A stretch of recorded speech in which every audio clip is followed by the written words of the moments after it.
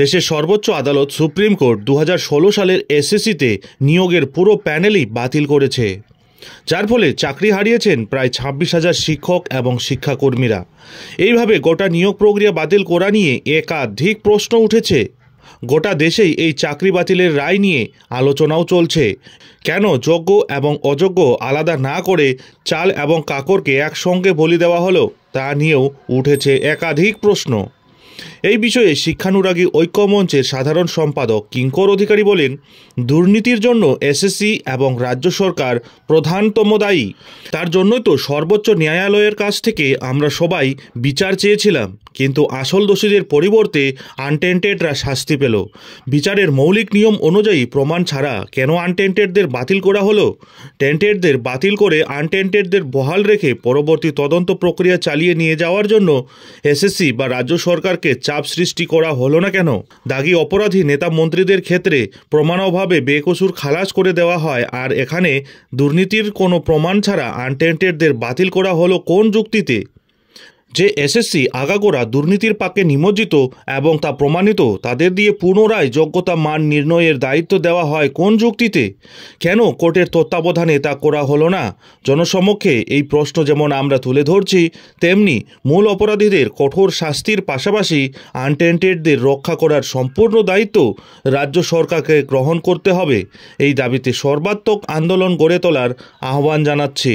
এদিকে মুখ্যমন্ত্রীর ঘোষণার সঙ্গে সামঞ্জস্য রেখে শনিবার দ্রুত নিয়োগের কথা জানালেন কমিশনের চেয়ারম্যান সিদ্ধার্থ মজুমদার। এর আগে তিনি জানিয়েছিলেন, এত বড় নিয়োগ প্রক্রিয়া 3 মাসের মধ্যে শেষ করা যাবে না। এই বিষয়টি নিয়ে তিনি এবার বললেন, 3 মাসের মধ্যে মেধা তালিকা প্রকাশ এবং নিয়োগ প্রক্রিয়া তো শুরু হবেই, এমনকি 2 মাসের মধ্যে সেই কাজ শেষ করার চেষ্টাও হবে। নিজের বক্তব্যের ব্যাখ্যা করতে গিয়ে সিদ্ধার্থ মজুমদার বলেন, শুক্রবার সাংবাদিক বৈঠকে তার একটি মন্তব্য নিয়ে প্রকাশিত খবরে কিছু বিভ্রান্তি তৈরি হয়েছে। তিনি জানিয়েছিলেন 3 মাসের মধ্যে এই নিয়োগ সম্পন্ন করা সম্ভব নয়।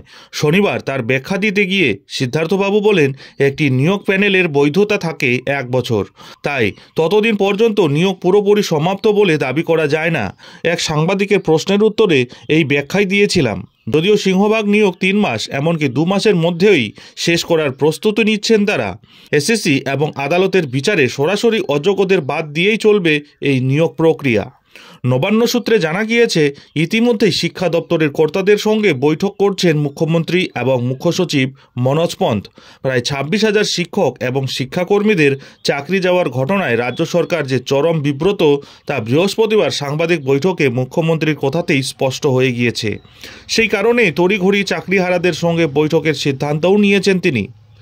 এদিকে প্রায় 26,000 শিক্ষক শিক্ষিকা এবং শিক্ষাকর্মীদের চাকরি বাতিলের কারণে একাধিক স্কুলে শিক্ষকের অভাব রয়েছে। তারই মধ্যে চাকরি বাতিল হওয়ায় সমস্যায় পড়েছেন একাধিক স্কুল। আর এবার মানবিকভাবে চাকরিহারাদের পাশে দাঁড়ানোর কথা বললেন রাজ্যের মুখ্যমন্ত্রী মমতা বন্দ্যোপাধ্যায়। চাকরি বাতিল সম্পর্কে তিনি বলেছেন, এই রায়কে মানতে পারছি না। সাংবাদিক বৈঠকে মুখ্যমন্ত্রী জানিয়েছেন, মানবিকভাবে চাকরিহারাদের পাশে থাকতে চান তিনি, এমনকি চাকরিহারাদের সঙ্গে দেখাও করবেন মুখ্যমন্ত্রী। গত বৃহস্পতিবার সাংবাদিক বৈঠকে বসে মমতা বন্দ্যোপাধ্যায় জানান, যাদের চাকরি বাতিল করা হয়েছে তাদের অ্যাসোসিয়েশনের পক্ষ থেকে শিক্ষামন্ত্রী ব্রাত্য বসুর কাছে একটি আবেদন জানানো হয়েছে। তারা চান মুখ্যমন্ত্রী মমতা বন্দ্যোপাধ্যায়ের মুখোমুখি হতে। মুখ্যমন্ত্রী বলেন, আমি যদি সেখানে উপস্থিত থাকি তাহলে তারা খুশি হবে। আমি 7ই এপ্রিল ইনডোর স্টেডিয়ামে তাদের কাছে যাব, তাদের কথা শুনবো। শুনতে তো কোনো দোষ নেই। তাদের বলবো, ধৈর্য হারাবেন না, মানসিক চাপ নেবেন না। এদিন মমতা বন্দ্যোপাধ্যায় আরও বলেছিলেন, মানবিকতার খাতিরে পাশে দাঁড়ালাম বলে বিজেপি যদি আমাকে জেলে ঢোকাবে মনে করে, তাহলে তাদের আমি স্বাগত জানাচ্ছি। চাকরিহারাদের সম্পর্কে মমতা আরও বলেন, 25,000 শিক্ষকের চাকরি বাতিল হয়েছে ঠিকই, তবে তাদের সঙ্গে যুক্ত আছেন কয়েক লক্ষ মানুষ। তাদের পরিবারের কি অবস্থা হবে তা ভেবে উদ্বেগ প্রকাশ করেন মুখ্যমন্ত্রী মমতা বন্দ্যোপাধ্যায়। সেই মতোই আজ নেতাজি ইনডোর স্টেডিয়ামে চাকরিহারাদের সঙ্গে বৈঠকে বসতে চলেছেন রাজ্যের মুখ্যমন্ত্রী মমতা বন্দ্যোপাধ্যায়। তবে এই বৈঠকের আগে হুঁশিয়ারি দিয়ে রেখেছেন চাকরিহারারাও। তারা স্পষ্ট জানিয়েছেন, অযোগ্যরা থাকলে তারা বৈঠক বানচাল করে দেবেন। চাকরিহারারা এও জানিয়েছেন, চাকরি না ফেরানো হলে তারা চরমপন্থী আন্দোলনের পথে হাঁটবেন, গণ আত্মহত্যা করবেন তারা। 2016 সালের এসএসসির সম্পূর্ণ প্যানেল বাতিল করে দিয়েছে সুপ্রিম কোর্ট। তাদের একাংশের সঙ্গেই নেতাজি ইনডোরে সাক্ষাৎ করবেন বলে জানিয়েছেন মুখ্যমন্ত্রী। নবান্ন থেকে পাশে থাকার বার্তাও দিয়েছিলেন তিনি।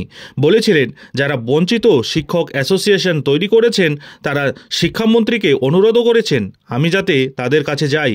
কথা শুনতে তো কোনো দোষ নেই, আমি তাদের কথা শুনতে যাব এবং বলতে যাব ধৈর্য হারাবেন না, মানসিক চাপ নেবেন না। মুখ্যমন্ত্রীর সভায় যাওয়া নিয়ে জেলায় জেলায় দ্বিধাবিভক্ত চাকরিহারারা। অনেকের ওই বক্তব্য রাজ্য সরকারের জন্যই তাদের এই পরিণতি, ফলে মুখ্যমন্ত্রীর কথা শোনার কোনো মানেই হয় না। অনেকে আবার বললেন এই সংকটে রাজ্যের প্রশাসনিক প্রধান যদি কোনো দিশা দেখাতে পারেন সেই ভরসাতেই যাবেন। গত রবিবার সন্ধ্যায় শহীদ মিনারের পাদদেশের বিক্ষোভ মঞ্চ থেকে শিক্ষকদের যোগ্য শিক্ষক শিক্ষিকা অধিকার মঞ্চ 2016 জানিয়ে দিয়েছে তারা মুখ্যমন্ত্রীর সভায় যাবেন। সেখানে বিচার চাইবে তারা। মুখ্যমন্ত্রীর সভায় যাওয়ার জন্য তারা বিশেষ পাসেরও ব্যবস্থা করেছেন। সংগঠনের তরফে চাকরিহারা শিক্ষক মেহবুব মণ্ডল বলেন, শুধু আমরা নই, সবকটি রাজনৈতিক দলই একমত যে রায় সঠিক হয়নি। সিবিআই আদালতে নথি জমা দিয়েছিল, কিন্তু তা মান্যতা পেল না। ওএমআর এর মিরর ইমেজ যে পাওয়া যায়নি তার দায় তো শিক্ষকদের নয়। প্রমাণ ছাড়া কোনো রায় হতে পারে কি? মুখ্যমন্ত্রীর কাছে বিচার চাইতে যাব? বিরোধী দলনেতা কংগ্রেস সিপিএম সবাই বলছে যে তারা তাদের পাশে রয়েছেন। রায় পুনর্বিবেচনার সুযোগও রয়েছে। আমাদের মধ্যে কারা বৈধ আর কারা অবৈধ তা পৃথক করা হোক। চাকরিহারা শিক্ষকদের প্রশ্ন, সুপ্রিম কোর্ট কাউকে মৃত্যুদণ্ড দেওয়ার আগে সময় নেয়, আমাদের কিন্তু এক্ষেত্রে মৃত্যুদণ্ডই দেওয়া হলো। তাদের হুঁশিয়ারি, তাদের সমস্যার সমাধান না হলে কোনো রাজনৈতিক দলকে তারা আসন্ন বিধানসভা নির্বাচনে লড়তে দেবেন না। মেহবুব বলেন, মুখ্যমন্ত্রীকে বলবো আমরা টাকা দিয়ে চাকরি পাইনি, ওর অনেক ক্ষমতা আছে, অনেক আইএএস আধিকারিকও রয়েছেন, আমরা রাজ্য সরকারের কর্মচারী, আমরা চাকরি হারিয়ে মৃত্যুদণ্ড পেয়েছি। আগামী দিনে যাতে চাকরি করতে পারি মুখ্যমন্ত্রীকে তা নিশ্চিত করতে হবে। প্রয়োজনে সমস্ত রাজনৈতিক দলকে ডেকে সর্বদল বৈঠক করে মীমাংসা করারও দাবি জানিয়েছেন চাকরিহারারা। তাদের বক্তব্য, এ সমস্যার সমাধান না হলে তারা রাষ্ট্রপতির কাছে স্বেচ্ছা মৃত্যুর আবেদনও জানাবেন। চাকরিহারা শিক্ষক চিন্ময় মণ্ডল বলেন, যারা যোগ্য তাদের রেখে অযোগ্যদের সরানো হোক, এর জন্য কোথাও কোনো অর্থ দিতে পারবো না। এমন প্রস্তাব দিলে মানব না আমরা। আমাদের পরীক্ষায় বসতে আপত্তি নেই, কিন্তু তারপরেও যে বিচার পাবো তার বিশ্বাস কি? আরেক চাকরিহারা শিক্ষক ধৃতিশ মণ্ডল বলেন, 500 বছর আগে কোথায় মন্দির মসজিদ ছিল তা বের করে ফেলা হচ্ছে। এক্ষেত্রে বিচারপতি 5 বছর আগের পরীক্ষার ফল খুঁজে পাচ্ছেন না। নিয়োগপত্রে লেখা থাকে নিজে কোনো দোষ করলে চাকরি যাবে, কিন্তু এক্ষেত্রে আমরা কি দোষ করলাম জানি না। যে পদে যে অবস্থায় ছিলাম সেই অবস্থায় ফিরিয়ে দিতে হবে মুখ্যমন্ত্রীকে। যতদিন এই ব্যবস্থা হচ্ছে না ততদিন যাতে বেতন চালু থাকে। আজ থেকে রাস্তায় নামলাম, সুপ্রিম কোর্টকে অনেক লাশ দেখতে হবে। প্রসঙ্গত এসএসসি নিয়োগে যে দুর্নীতি হয়েছে তা সুপ্রিম কোর্টে প্রমাণিত, কিন্তু কারা যোগ্য আর কারা অযোগ্য প্রার্থী তা বাছাই করা যায়নি। সেই কারণেই আদালত গোটা প্যানেল বাতিল করে দিয়েছে। এর মধ্যে কিছু চাকরি প্রার্থীকে অযোগ্য বলেও চিহ্নিত করা গিয়েছে। তদন্তে নেমে প্রচুর সাদা খাতা উদ্ধার করেছিল সিবিআই। এছাড়া অনেকে প্যানেলের বাইরে থেকে চাকরিতে ঢুকেছিলেন। সেই চিহ্নিত অযোগ্যদের বেতন ফেরতের নির্দেশ দিয়েছে আদালত। বাকিদের চাকরি গেলেও বেতন ফেরত দিতে হবে না।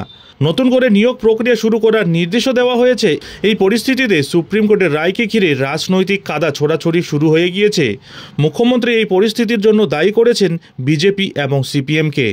বিরোধীরা আবার শাসক দলকে দুষছেন।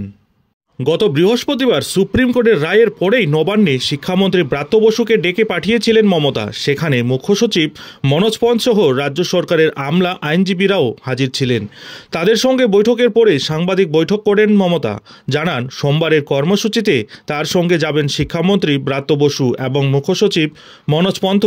সুপ্রিম কোর্টের নির্দেশে যারা চাকরি হারালেন মমতার পাশে থাকার বার্তাকে তাদের অনেকেই অবশ্য ইতিবাচক দৃষ্টিতে দেখতে পারেননি। তাদের বক্তব্য, মুখ্যমন্ত্রী আরও আগে সক্রিয় হলে হয়তো এই পরিস্থিতি আটকানো যেত। মমতার সঙ্গে বৈঠকে এই চাকরিহারারা কি অবস্থান নেন, মুখ্যমন্ত্রী বা তাদের উদ্দেশ্যে কি বার্তা দেন, সেটাই হচ্ছে এখন দেখার। নজর থাকবে সেদিকে। যাই হোক, এখন এখানেই শেষ করছি। এই ধরনের পরবর্তী গুরুত্বপূর্ণ আপডেটের জন্য অবশ্যই চ্যানেলে চোখ রাখুন।